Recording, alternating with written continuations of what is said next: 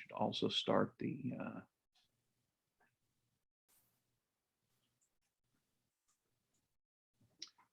okay, starting live transcription and checking the chat and admitting somebody. And here we go. So where we left off, Gregor Mendel was working in his monastery in the town of Brno in what is now the Czech Republic, and crossbred over 19,000 pea plants over the course of several years.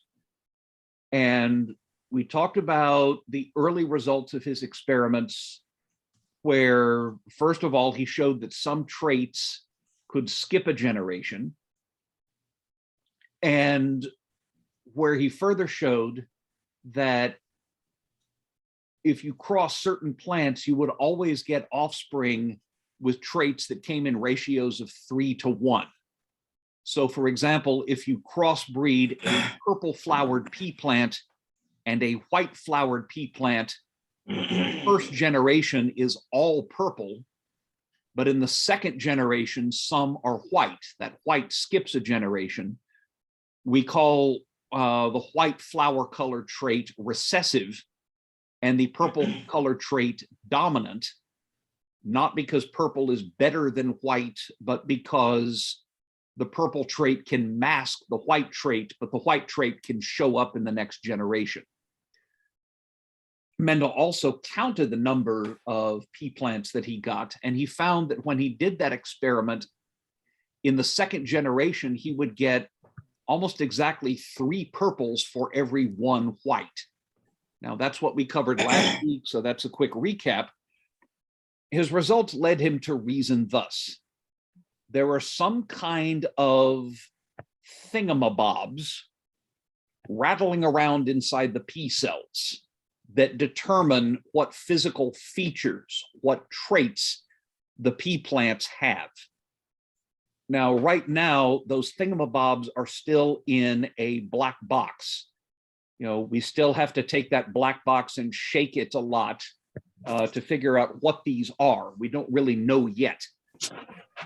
Mendel's own word for those things was just Elementen, or elements in German.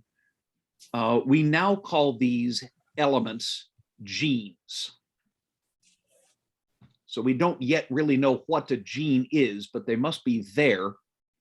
Others had predicted that heredity was going to be more like mixing liquids, that if you crossed a purple flowered pea plant and a white flowered pea plant, you'd get some sort of blend of purple and white. But Mendel didn't see that. And Mendel's theory is sometimes called particulate inheritance, because inheritance is based on getting certain particles from your parents, these elements or genes. Genes can exist in more than one form, and different forms of a gene are called alleles. So we could talk about, there is a gene for flower color in pea plants, and that gene can take the purple allele or the white allele. And in the examples I've shown you, in the examples that Mendel worked with, each gene came in only 2 alleles. There was a gene for flower color that could either be the purple allele or the white allele. There's a gene for pea color that could be either the green allele or the yellow allele. There's a gene for plant size that could be the tall allele or the dwarf allele, and so on.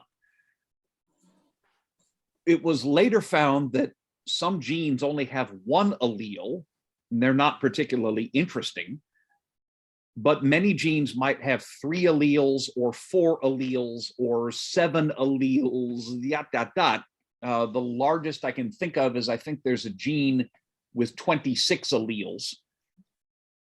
We'll cover that later. For right now, the Mendel's experiments and the problems that we're going to work right now assume that every gene only has 2 alleles, but there often are more than 2. And we'll talk later about how we handle that. Every pea plant has 2 of each gene, not 1, 2. There is one interesting exception to this rule that we will get to later. Don't worry about it just yet. And every pea plant got 1 gene from each one of its parents. Every pea plant got 1 of each of its genes from whichever parent contributed the egg cell, and the other of each gene from whichever parent contributed the sperm cells. And every pea plant will pass on 1 of each pair of genes to each one of its offspring. And again, pea plants by themselves might not be all that interesting to you. What's interesting about this is the fact that not just peas, but virtually all eukaryotes follow the same rules. You have 2 copies of each of your genes, and you inherited 1 from each of your parents, and you will pass on 1 of the pair to each one of your kids if you have any. You play by the same rules as the peas do. In fact, I'll jump ahead just a little bit.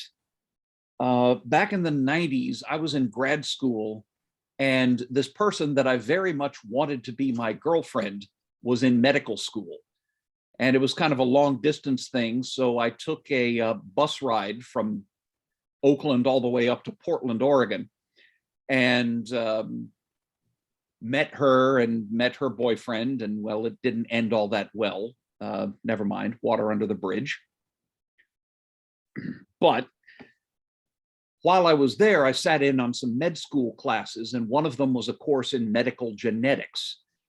And they had a volunteer come in who came from a family with a history of a disease called Huntington's disease, which is pretty awful.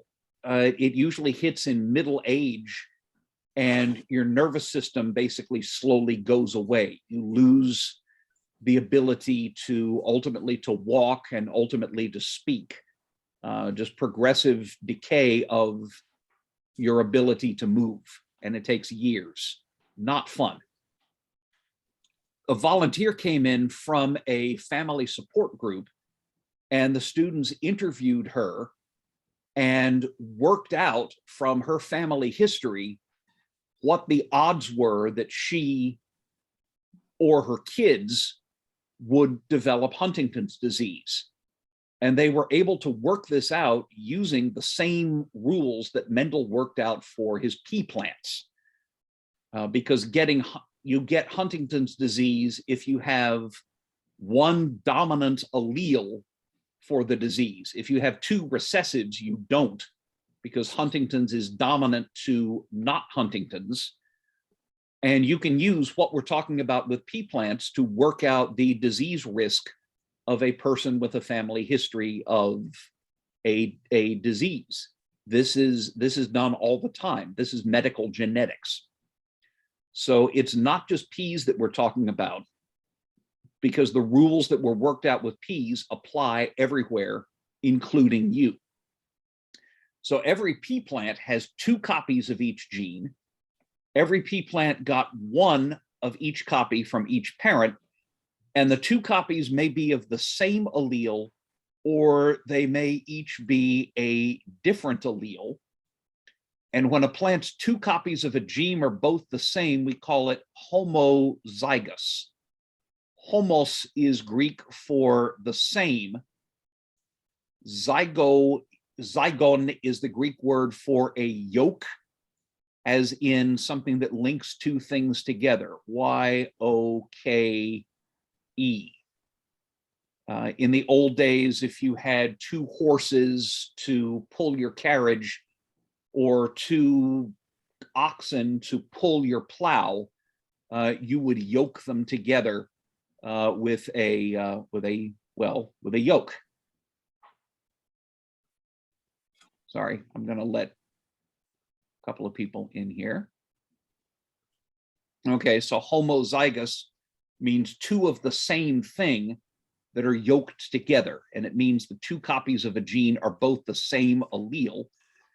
If a plant's two copies of a gene are of different alleles, we call it heterozygous. Hetero means different. All right, checking the chat. And zygous, again, means things that are yoked together, connected in a pair. Okay. By the way, some of you may already know this fairly well, and I apologize if I sound like I'm going really slowly and trying to make it simple and dumb it down. I'm not trying to dumb it down, but experience has taught me that this is the sort of thing that people sometimes have difficulty with. And I'll try to make it as clear and simple as I can. And if I seem to go slowly, that's because my experience is that some people need me to go slowly. It's not because you're stupid, but it can be hard to wrap your head around at first. Any given allele may be either dominant or recessive. We'll look at some other possibilities later, but don't worry about that for right now. A dominant allele is not a better one. It's not a superior one. It's not a more healthy one. It's not even necessarily more common. All that a dominant allele does is, in an individual that's heterozygous, the dominant allele masks the effect of the recessive allele. So those F1P plants in Mendel's first cross between purple flowered and white flowered peas, they had one dominant purple allele and one recessive allele, and all of them looked purple because the presence of that one purple allele covered up the fact that they had a white allele too. The purple allele masked the white allele. Another way of saying the same thing was that the F1 plants looked purple, but they were carriers of the white allele. And we'll talk more about carriers later on. Guess what? My wife says that when two alleles go walking, the dominant does the talking. Okay, that works. Thank you, sweetie. I love you. Okay, there's a shorthand that we can use. This is not exactly the way the pros would do it, but it will work for our purposes here. We can represent dominant and recessive alleles of the same gene by capital and lowercase forms of the same letter. So, for example, we can abbreviate the dominant purple flower color allele as capital P. And, okay, let me answer that question in just a sec. We can call the dominant flower color allele capital P and the recessive flower color allele lowercase p. By the way, we don't use P and W because we want to convey that purple and white are different alleles of the same gene. So we use shapes of the same letter, capital P and lowercase p. And by the way, if you're working these out on pencil and paper, I usually write cursive for the lowercase. So if I was working this out on pencil and paper, I'd write capital P in block print and write the lowercase in cursive. That's so I don't get confused, because a printed lowercase p looks a lot like a capital P. And a lot of letters that we're going to use, the lowercase form just looks like a smaller version of the capital. And it's easy to get confused that way. So when I work these out on paper or on the blackboard, very often I will make a point of writing the lowercase letters, abbreviating the recessive alleles in cursive, just so it's easier to tell them apart on the page. I'll never really test you on that. That's just a tip so you don't get confused.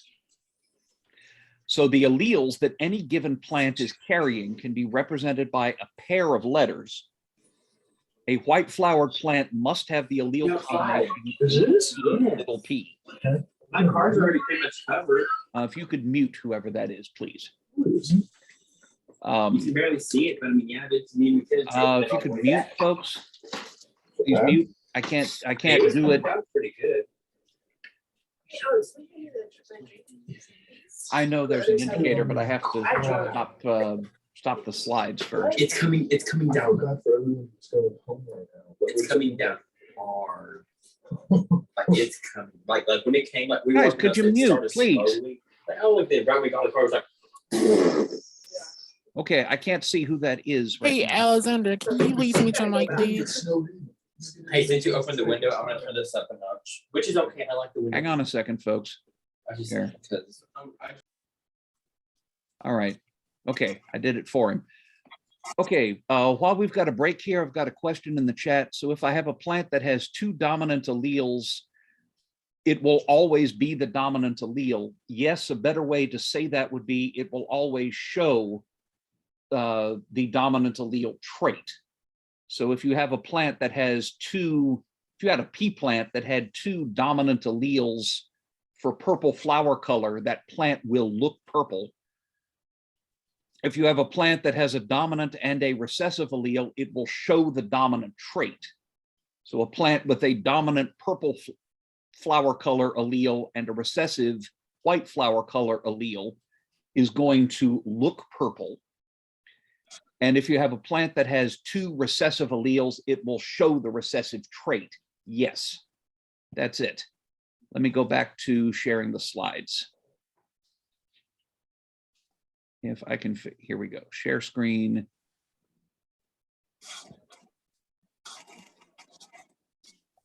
And there we go.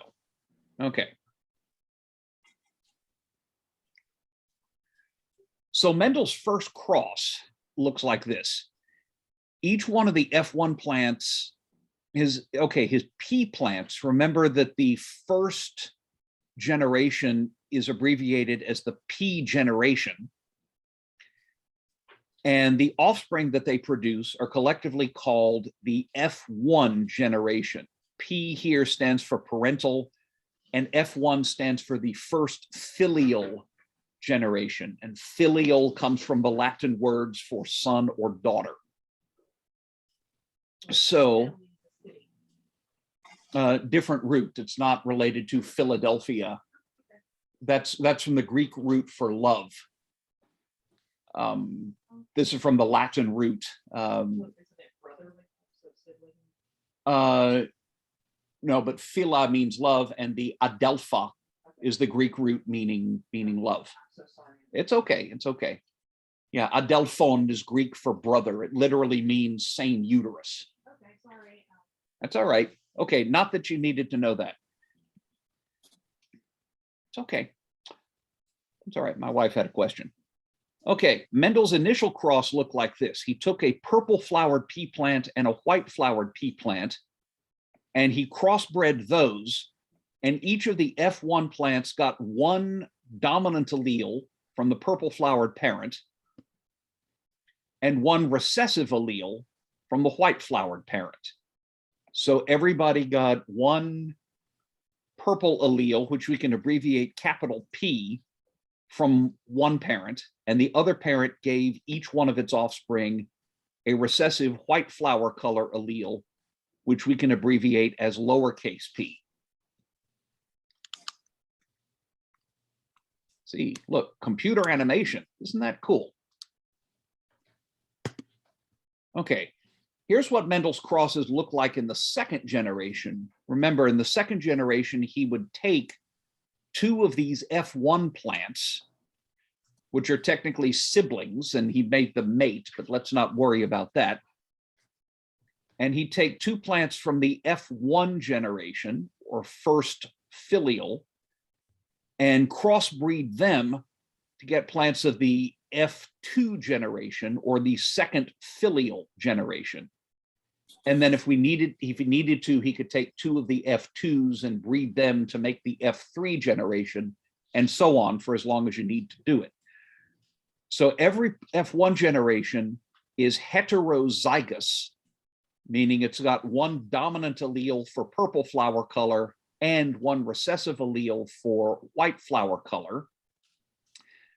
And each plant passes on either its dominant purple flower allele, abbreviated capital P, or it passes on its recessive white flower color allele, abbreviated as lowercase p. It passes on one of each pair of alleles, but it cannot pass on both. So some of the plants in the F2 generation got a dominant purple allele from one parent and a dominant purple allele from the other parent. They're going to have 2 copies of the dominant purple allele, and they're going to look purple. Some of the plants got a purple allele from one parent and a white allele from the other parent. They will be heterozygous. They'll have 1 copy of the purple allele and 1 copy of the white allele, and they're going to look purple. There, checking the chats. What about pushing P? I'm not sure what that means. That was a question up on the chat. Some of the plants got a white flower, a white allele from one parent and a purple allele from the other parent, and they're going to be heterozygous too. And then some plants got a white flower allele from one parent and a white flowered allele from the other parent. They are going to be homozygous recessive. They will have 2 copies of the recessive white flower color allele. Okay, later somebody explained that push and P allele, that joke. That's probably a cultural reference I don't get, but not right now. So mathematically, there are 4 possible outcomes. 3 of those outcomes will give you a plant that's got purple flowers, and 1 of those outcomes will give you a plant that's got white flowers. That's why Mendel was getting that 3-to-1 ratio in his F2 generations. Excuse me. 2 of those 4 outcomes give you a plant that is heterozygous, meaning 1 purple allele and 1 white allele. And 2 of those outcomes give you a plant that's homozygous. 1 of the 4 will be homozygous dominant, 2 copies of the dominant allele. And 1 of the 4 will be homozygous recessive, 2 copies of the white allele. Now, after Mendel's death, years after, a biologist at Oxford University in Britain, I think it was Oxford, by the name of Reginald Punnett, worked out a little pencil and paper calculating device called the Punnett square. What I'm going to do this afternoon, by the way, is post on the virtual classroom a set of genetics problems that you can do. And to solve them, you're probably going to need to set up Punnett squares.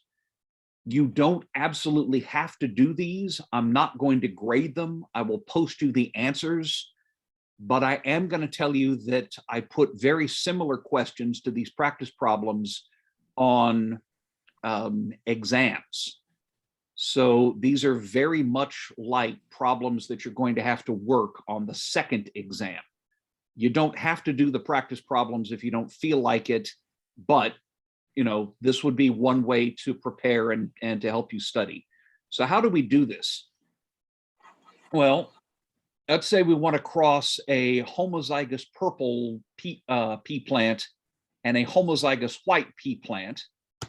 So we start by drawing a square with one of the parents, it doesn't matter which, written up at the top, and the other parent over here on the left. And it doesn't really matter which one goes on top and which one goes on the left. You'll get the same answer. Now, each one of these plants is going to contribute 1 of each pair of genes to each one of its offspring. So this purple flowered pea plant up here, it only has dominant capital P purple alleles to pass on. So this plant will pass on either a capital P, a dominant purple allele, or it will pass on another dominant purple allele. It will not pass on both. It can't pass on both, except occasionally it might, but if that happens, it usually means something's gone wrong and the offspring may never be born. So we're not going to concern ourselves with that. In the normal course of things, a pea plant can pass on only one of each allele. And the white pea plant parent over here can pass on either one of its recessive white flower alleles, which we abbreviate as lowercase p, or it can pass on the other of its white flowered alleles, abbreviated as lowercase p. It can't pass on both. So that sets up a 2x2 Punnett square. So we divide this into 2 rows and 2 columns, and we can fill the square in by moving the letters down from the top and to the right from the left. So what goes in this box is a capital P from the top and a lowercase p from the left. What goes in this box is a capital P from the top and a lowercase p from the left. And over here we have a capital P from the top and a lowercase p from the left. And in this box, we move down the capital P from the top and the lowercase p from the left. And if you don't like my drawings, there's what we put in. Every box contains a capital P and a lowercase p, which is another way of showing that every one of these offspring is going to be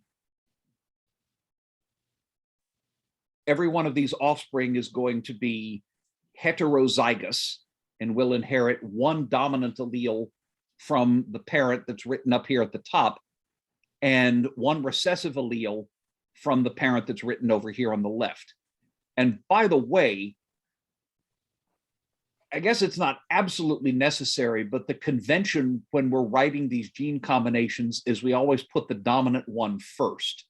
So you'll notice that I always wrote capital P, lowercase p, and not lowercase p, capital P. It's not really that crucial, and I would not knock points off if you wrote them in the reverse order, but it's just the convention that we put the dominants ahead of the recessives. Okay, 100% of the offspring get one capital P allele from one parent and one lowercase p allele from the other. In other words, we say that the genotype of all of the offspring is big P, little p. Genotype means the alleles that an organism has. If I ask you an exam question that is, what is the genotype? The answer is going to be some combination of letters. The genotype is what alleles an organism is carrying. The phenotype is what feature does the organism show. So the phenotype of all of these offspring is purple flowers. If I ask you a test question, what is the phenotype? The answer is going to be purple flowers or yellow pea pods or developing Huntington's disease in your mid-30s or the ability to taste phenylthiocarbamide or blue eyes or something like that. Phenotype always refers to a trait, a feature that an organism has. Genotype is the combination of alleles that give an organism that feature. So here's how we set this up for the F2 generation. We take 2 of the F1s. They are heterozygous. They've got one big P and one little p. and we crossbreed them, and there's our square. So every parent may contribute either a dominant purple allele, which we're abbreviating capital P, or each parent can contribute a lowercase, a recessive white flower color allele, which we've abbreviated as lowercase p. Not both. A parent cannot pass on both of its alleles, not normally. Each parent must pass on either one or the other. So that sets up a 2x2 Punnett square, and we fill in the letters by moving them down the columns and to the right along the rows. So in this square, we move down that capital P from the top and the capital P from the left. That represents offspring that get one dominant purple flower color allele from each parent. Those are the offspring that are homozygous dominant, as we say. In that square, we move down the capital P from the top and the lowercase p from the left. That represents offspring that are heterozygous. They've got one copy of the dominant purple flower color allele and one copy of the recessive white flower color allele, which we can abbreviate big P, little p. That square, we move in the lowercase p from the top and the capital P from the left. And that also represents offspring that are heterozygous. They've got one dominant purple flower allele and one recessive purple flower allele. And then, whoops. And then in the last square, we move in the lowercase p from the top and the lowercase p from the right. That represents offspring that happen to get a recessive white flower color allele from both parents. And you'll notice that 1/4 of our offspring are homozygous dominant. That's these up here. And 1/4 of our offspring are homozygous recessive. And 2/4 of our offspring are heterozygous. I'm just checking the chat. And 3/4 of our offspring are going to have a purple flower color phenotype, those three, and 1/4 of our offspring are going to have the phenotype of white flower color.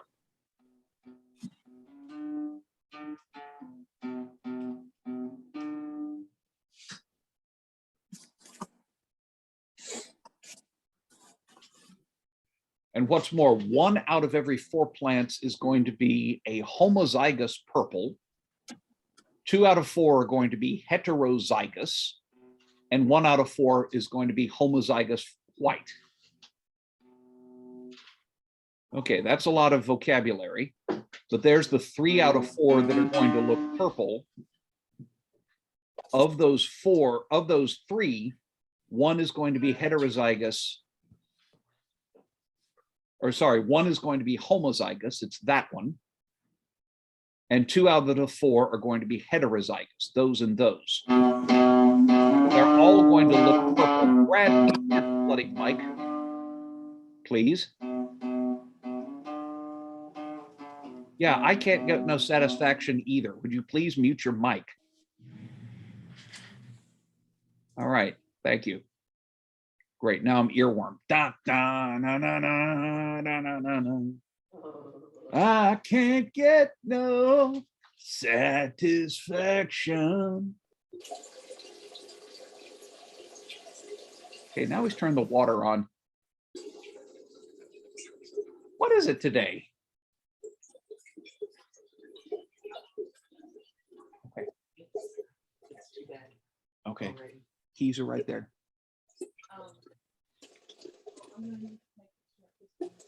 Okay. Whenever you get done. All right. Okay, the question that came through, what's genotype again?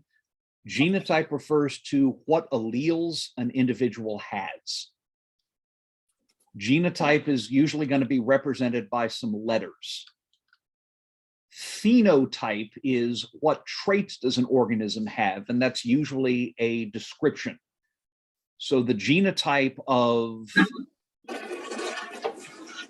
this plant right here is little p.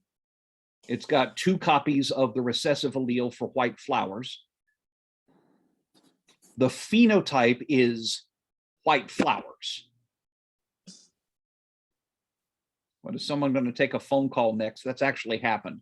Folks, please, I get that after 2 years of having to do virtual lectures, some of you are probably just colossally checked out, and there's no way I can stop you from playing your guitar or having a phone conversation or whatever.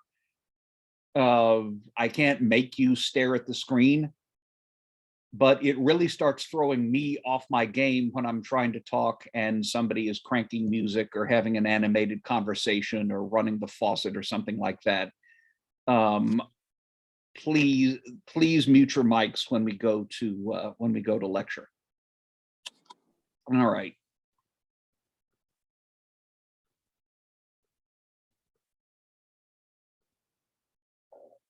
Okay, I'll tell you what. I'm